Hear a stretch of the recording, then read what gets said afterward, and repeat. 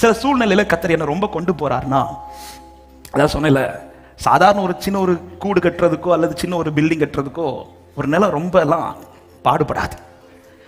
ஆனால் நிறைய புல்டோசர்ஸை விட்டு, ஜேசிபி விட்டு பல நாட்களாக கட்டடம் கட்டுறதுக்கு முன்னாடி அந்த நிலம் பல பாடுகள் படும். அப்படி படுதுனாலே பார்க்குறவங்களுக்கு அது பார்க்க ஒரு மாதிரி தான் தெரியும். ஆனால் கட்டுறவங்கள்ட்ட கேட்டால் சொல்ல, இதில் கட்ட போகிறது சாதாரணமான கட்டடம் கிடையாது. ஹல்லேலூயா. கட்ட போகிற பில்டிங் ஸ்ட்ராங்காக இருக்கிறதுக்கு பேஸ்மெண்ட் ரொம்ப ஸ்ட்ராங் ஆகும். அதுக்காக தான் குழியெல்லாம் கொஞ்சம் ஆழமாக தோண்டி அவன் யோசிப்பை குழிக்குள்ள போட கர்த்தர் அனுமதிச்சார்ல. ஏன் அப்படி ஒரு இன்சிடென்ட் அனுமதிச்சுட்டு விற்க அனுமதிக்கிறார்? அதை அனுமதிக்காமலே கர்த்தர் டைரக்டா விற்கிறதுக்காகவே அப்படி பேசி விட்டுருக்கலாமே. ஆண்டவருக்கு அது செய்ய தெரியாதா?